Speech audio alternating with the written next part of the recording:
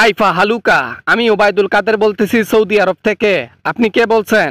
Hello hello hello, কে বলছেন? Hello hello, এই ওবায়দুল কাদের, আমি শেখ হাসিনা বলতেছি রে। তুই কোথায় রে? এই তোর তো কোনো খোঁজ খবরই পাওয়া যায় না রে কাদের। আপনি আমার খোঁজ খবর নিয়েন না, বুঝছেন? আমি নিজেই কইতেছি, আপনি আমার ফোন দিয়েন না, খোঁজ খবর নিয়েন না, কোনো কিছু করিয়েন না। আমি চাই না আপনার সাথে কথা বলতে এবং যোগাযোগ রাখতে। কে রে ওবায়দুল কাদের? কে? কি সমস্যা তোর? কি সমস্যা? আমি তোর নেত্রী, আমি তোকে ফোন করব না, খোঁজ খবর নেব না, কই আছিস না আছিস কি? আপনি যদি খোঁজ খবর নেন তাহলে আপনার দ্বারা ওই মোবাইল ট্র্যাক করে আমাকে ধরে ফেলবে বাংলাদেশের প্রশাসন। এজন্য ফোন করা যাবে না। কা কা কা এখনো কাকা করার বদ অভ্যাসটা রয়ে গেছে তোর রে। এটা চেঞ্জ করতে পারলি না। কথা সেটা না, যেজন্য ফোন করলাম। বাংলাদেশে তো যাব, নির্বাচন দিবে নাকি?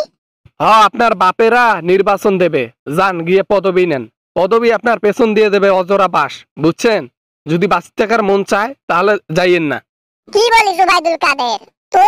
তোর মুখে এই কথা শুনতেছি, আমি তো অবাক হয়ে যাচ্ছি। তোর মুখে এই কথা? তুই জনগণের পক্ষ নিচ্ছিস কেন বুঝলাম না। আমি কোনো জনগণের পক্ষ টক্ষ নিচ্ছি না। তুমি বাংলাদেশে ঢুকলে তোমাকে বাংলাদেশের লোক পিছনে বাস দিয়ে দাঁড় করায় রাখবে প্রায় 1 বছর মাঠের মধ্যে, বুঝছেন? কোথায় তোরা আমাকে সাপোর্ট করবি, তা না আমাকে ভয় দেখাস যাতে আমি ওই বাংলাদেশে যাইতে না পারি। তোদেরকে নিয়ে আর কিছু করতে পারলাম না জীবনে।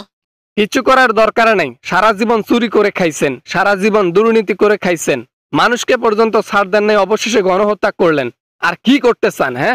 এখন চকির উপরে ঘুমাই, বুঝলি ওবায়দুল কাদের? এখন চকি আছে না, চকির উপরে ঘুমাই। আগে তো টাকার উপরে ঘুমাইতাম, এখন সেই নেশাটা রয়ে গেছে। দুর্নীতি আর লোকের টাকা মাইরা খাইয়া তোমার হইছে অবিশ্বাস। তোমার যদি এত টাকার লোভ হয় তাহলে তুমি বাংলাদেশে গিয়া নির্বাচন করো, করে ক্ষমতা নিয়ে টাকা ইনকাম করো। আমাকে যেন ফোন করে ডাকাডাকি করা না হয় বলে দিলাম। আরে ওবায়দুল কাদের, তোকে ছাড়া কেমনে চলবে ক দেখি? তুই আমার ডান হাত, তোকে আমার লাগবে। কেউ আসুক বা না আসুক, তুই পাশে থাকতেই হবে। অল্প কয়েকদিন বেঁচে আছি, এই কয়েকটা দিন একলা একলা স্বাধীনভাবে বাঁচতে চাই। বাংলাদেশে গিয়ে মর্মাহত হত্যার চাইতে এই সৌদি আরবে মরাই ভালো। বারবার এক কথা ভালো লাগে না। এই ওবায়দুল কাদের, আমার জন্য অনেক কিছু করতে পেরেছিস, আমার জন্য সবকিছু করতে পেরেছিস। ধন সম্পদ, টাকা পয়সা, সবকিছু।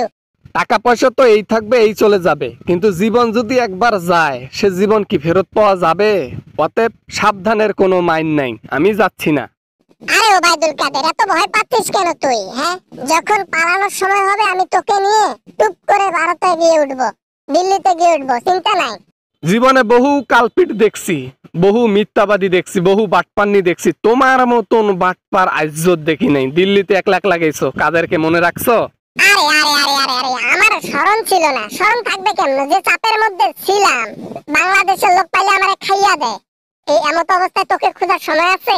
ও, তখন তো সাথে নিয়ে আসতে পারেন নাই। এখন আবার আপনার সাথে বাংলাদেশে যাব, তখন বলবেন আবারও সময় পাই নাই, একলা একলা যাবেন আর আমি ধরা খাইয়া জেলে থাকবো। এত কথা বুঝি না। আমি বাংলাদেশে যাব, তোকে আমার লাগবে। আর তুই যদি না আসিস, তোর ঠিকানা আমি ভালো করে জানি, সৌদি আরবের কোথায় আছিস সবকিছু পুলিশকে বলে দেব। তোর মতন বাটপারের সাথে কথা বলাই আমার ভুল হইছে। যদি আমি কথা না বলতাম তাহলে তুই জানতেও পারতি না যে আমি কোথায় আছি। এখন রিক্সে পড়ে গেলাম না? এই রিক্স থেকে মুক্ত হতে চাইলে আমার সাথে বাংলাদেশে যাইতে হবে, আমি যখন ডাকবো। আর যদি না আসিস তাহলে বলে দিলাম, লিক করে দেব। আমিও খাতা কলম নিয়ে রেডি আছি। ধরা খাওয়া মাত্রই যত দুর্নীতি আছে, যত চাঁদাবাজি, যত আপনার জীবনের অপরাধ আছে, সবকিছু পুলিশের সাথে শেয়ার করব। কেমন দিলাম?